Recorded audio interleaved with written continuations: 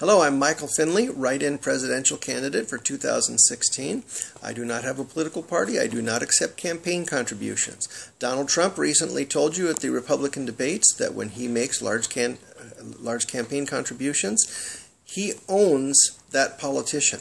I refuse to be owned by anyone but the American people that should be the people that the president serves. So, today I'm here to talk to you about American foreign policy in the Middle East. There's very little that the average American knows and understands about what's going on in the Middle East, why the Middle East is such a mess, what has been the United States' role in the Middle East. So I'm going to tell you a little bit about history today. And it's probably things that you never heard before. And just because you didn't hear it before doesn't mean it's not real history. It just means you didn't hear it before.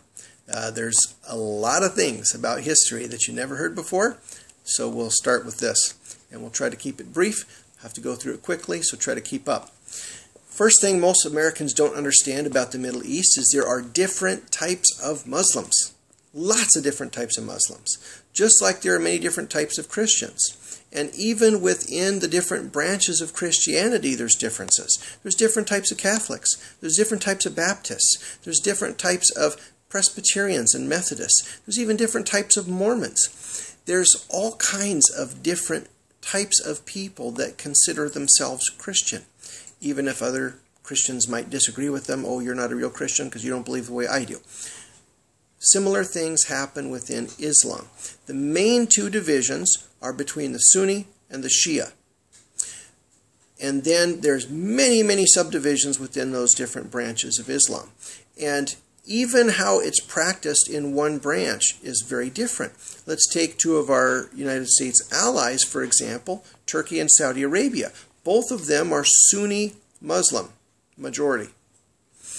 There's huge differences on how they practice it. For example, women have so many rights in Turkey that they've even had women heads of state. While in Saudi Arabia, also Sunni Islam majority, women have so little rights, they're not allowed to drive. They're not allowed to vote, let alone hold office. So there's huge differences from one branch of Islam to another. They're not all the same. We hear of some terrible thing happening from some extremist branch of Islam, and we have a tendency to think, oh, then all Muslims are like that, when that's not true. Also, the differences between those two branches have played a big role in United States foreign policy in the Middle East. So keep that in mind, and I'll help point that out to you as we discuss this, help you to understand a little more clearly. Now, you could go way back to understand U.S. foreign policy in the Middle East.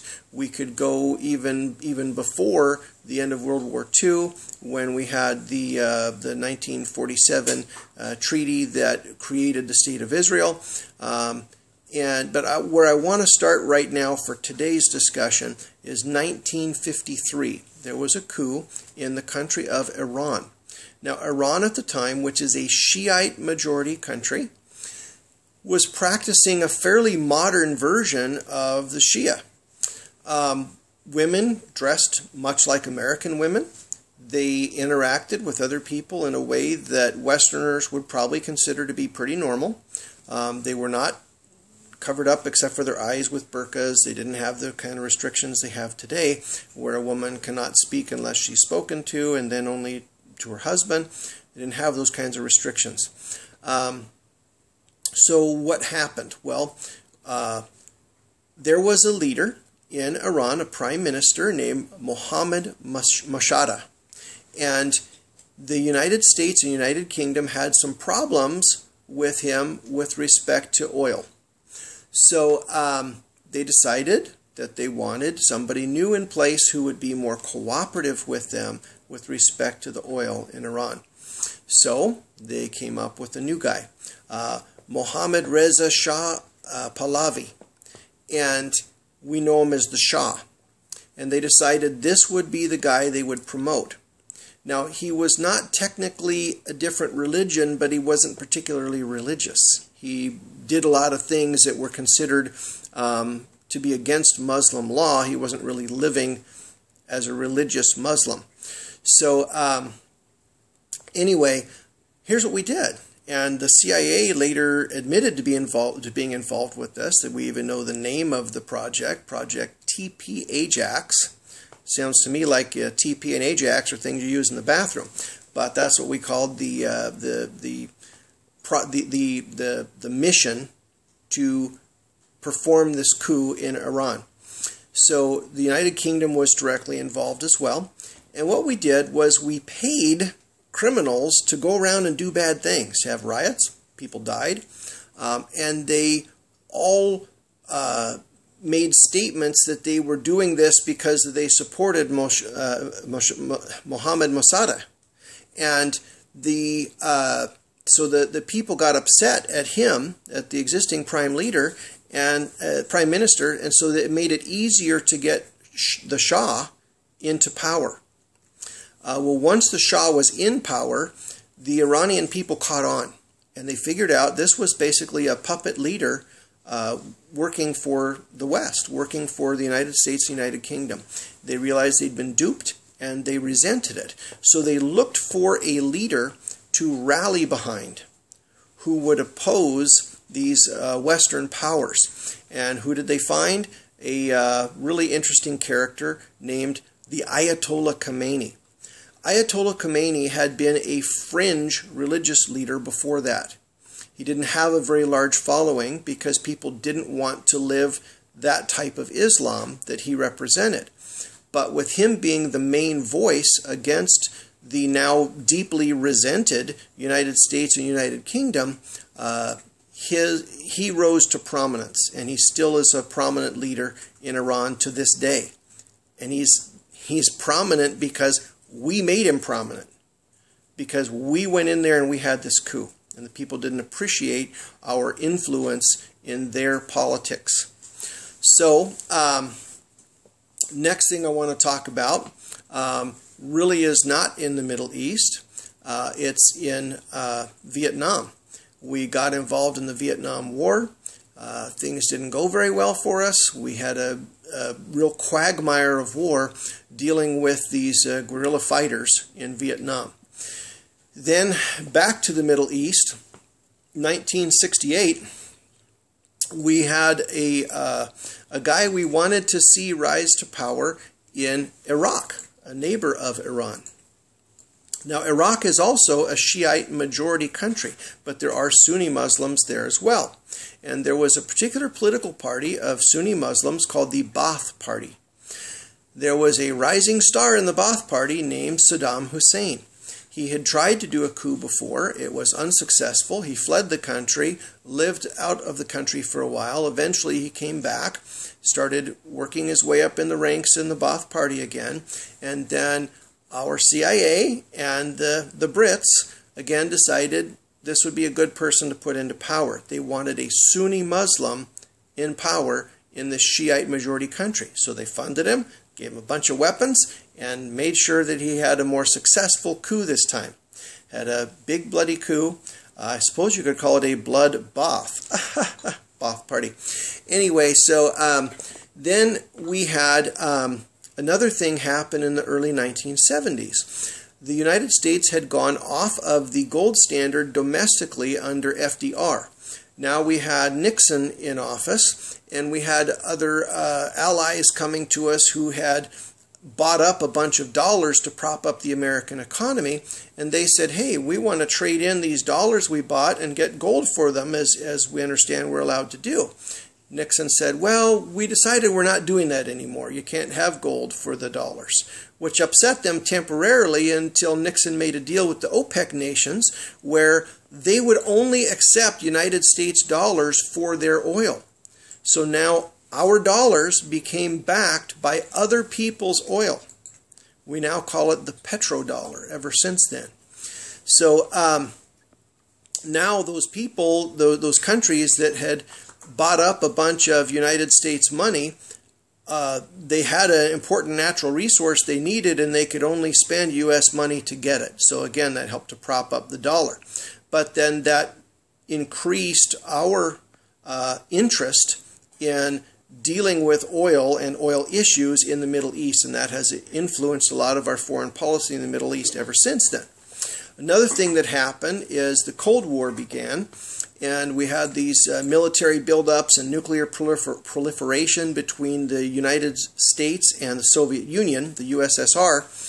And the USSR also moved into the region of Afghanistan and Pakistan. We decided we didn't like them in that region, and that could hurt our interests in oil and things in that area. So we decided, hey, we had all this trouble dealing with local fighters in Vietnam using guerrilla fighting tactics. What if we recruited a bunch of fighters in that region and taught them those types of vicious guerrilla fighting tactics and got them to fight against the Soviet Union for us, convincing them that they're, basically kicking the Soviet Union out of their own country.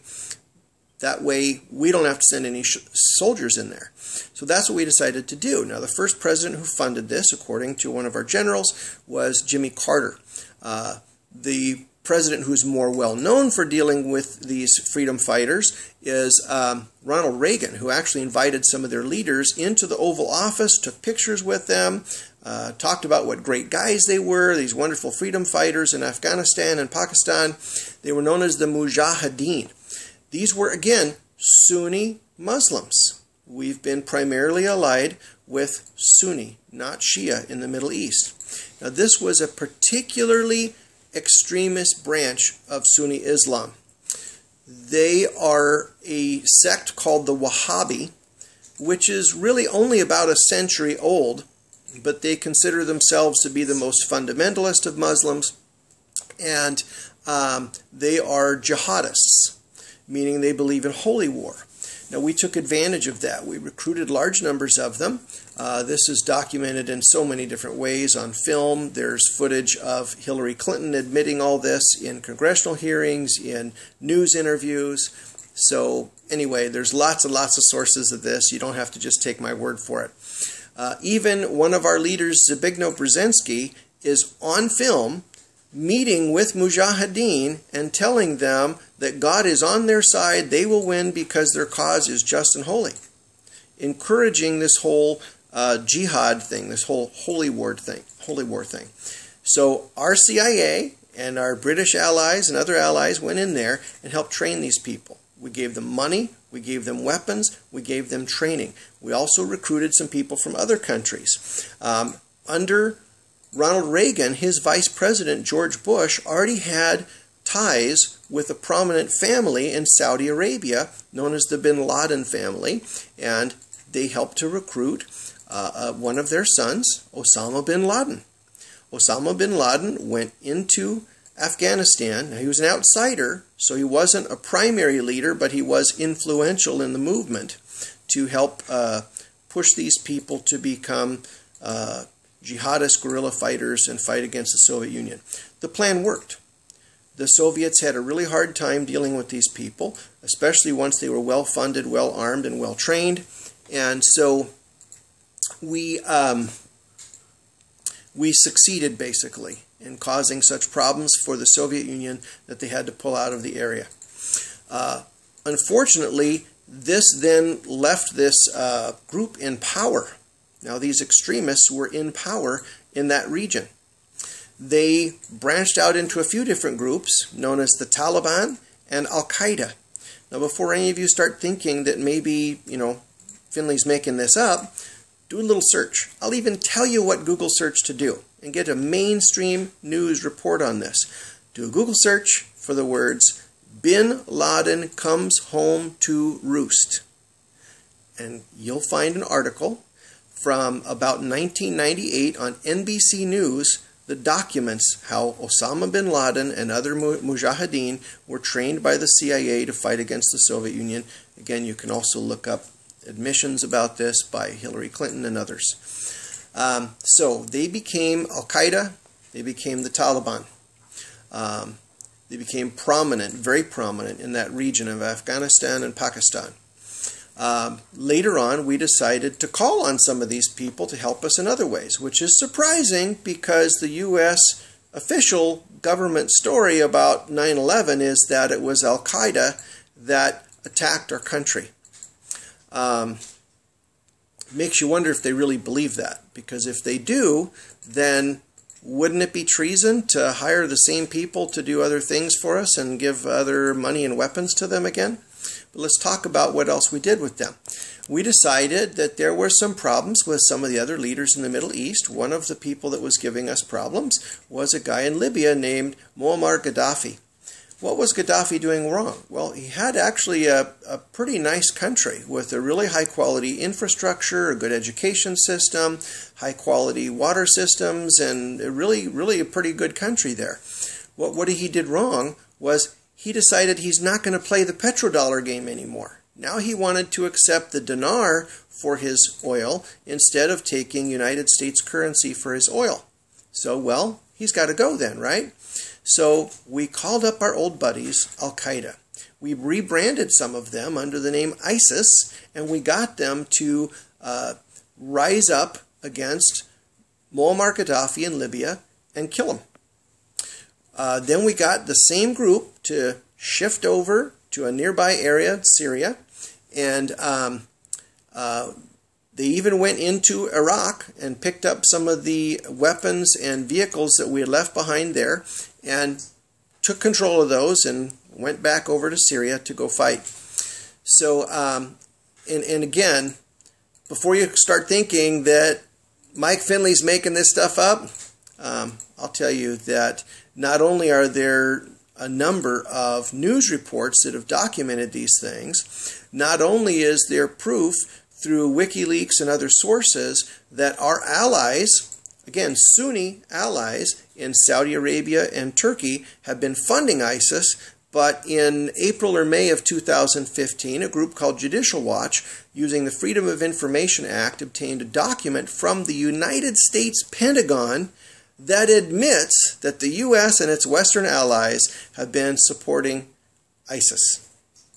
So anyone who tells you differently, they're full of baloney, because that's the truth. And the Pentagon admits it in their own internal documents. So, we have ISIS that has become a real big threat in the Middle East. And ISIS is right now involved in the attacks in Syria to try to topple the leader of Syria, whose name is Bashar al-Assad. So we have basically a mess in the Middle East, and it has been happening because the United States, first of all, decided to pit Sunni against Shiite, and therefore have these conflicts in the Middle East that allows us to come in and take control of resources. Also because we put ourselves in the position where we have to protect our interest in foreign oil because of setting up the petrodollar, when we really could be getting off of the Federal Reserve System, be printing, having Congress print its own money the way that the United States Constitution says it should, under Article 1, Section 8, I believe it is, that says that the Congress has the authority to coin money in the United States. There's a lot of things we could be doing differently, but we're not. So because we're so dependent upon foreign leaders cooperating like this, if they don't cooperate, we're in a position we got to do something about it. And sometimes those things we have to do are really not pretty, and a lot of people die. In the meantime, there's other things we've been doing wrong in the Middle East. Why? Not exactly sure on that, but one of them is this horrible thing called drone strikes. We have been killing thousands of people in other countries in the Middle East. It's usually done through the CIA. That's documented. Most of you already know about that. And many, many times, probably more often than not, we are killing innocent civilians instead of real bad guys. And maybe this is because we need a cover story to make it look like we're fighting against Al-Qaeda and ISIS when we're not. They are working for us. So, we do a drone strike and we wipe out an entire innocent wedding party, going home from celebrating the wedding of somebody in their family, and we take out every limo in the line of cars and say, oops, we're sorry, we thought those were terrorists. This is really, really horrible for our relations with other heads of state and with the human beings in those other countries. We are creating a horrible anti-American backlash, just like we did in 1953 with the coup in Iran. So this needs to change. We need a leader who will stand up and, one, recognize the truth about what's going on in the Middle East, not cover it up, and not keep it going especially. Two, someone who will be a real leader for peace. It doesn't mean we can't have an army. We need an army. We need to be safe. But we should not be using that army to control who becomes the leader of other nations. We should be using diplomacy. We should stop the whole petrodollar nonsense and have a dollar that is backed by the U.S. government, not by the private Federal Reserve System that's tied into the Central Bank of London and the Rothschilds family. That's not right. We should stop borrowing money into existence, start spending it into existence the way the Constitution says we should. And then we can be in a much better position to lead in this world, to lead the world to peace. We can stop having to pit Sunni against Shiite. The healing will not be immediate. It's going to take time for these other people to learn to trust us. And some of them maybe never will. We need to stop funding terrorism in the Middle East. We need to stop funding ISIS. We need to stop funding Al-Qaeda. We need to demand that our allies, Turkey and Saudi Arabia and others, that they stop funding them as well. We need to stop trying to topple Assad in Syria. His country was very stable, very peaceful before we went in there in these Arab Spring uprisings and got ISIS involved in fighting against him, trying to take him out. This is a man who was very popular. Now, we always label somebody we don't like a dictator, okay? But why is it that roughly 75% of Syrians support him? Well, he must be doing something right, and it's up to them. It's their country. If they like him, let them keep him. He was bringing stability to the region. We need someone who will lead in peace. We need someone who will lead with diplomacy. We also need someone who will maintain a strong military so that if there are genuine threats to us and to our allies, we are able to do something about it as good allies, not as people who are stirring up trouble in the Middle East and who are the cause of the problems rather than the solution. It's time for America to be the solution. It's time for America to lead and to truly have freedom for the American people, to truly treat other countries as though their people have the types of freedoms that we claim that we respect. Remember my name, Michael Finley. Vote for me in 2016. Write my name in on the ballot. Michael Finley of Santa Clarita, California. Thank you.